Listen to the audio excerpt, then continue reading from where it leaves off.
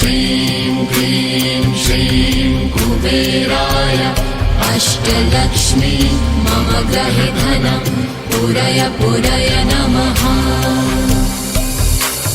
ॐ ह्रीं श्रीं क्लीं श्रीं कुबेराय अष्टलक्ष्मी मम गृहे धनं पूरय पूरय नमः।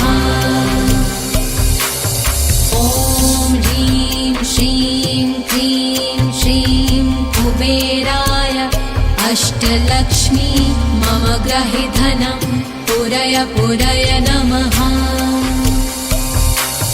ॐ ह्रीं श्रीं क्लीं श्रीं कुबेराय अष्टलक्ष्मी मम गृहे धनं पूरय पूरय नमः।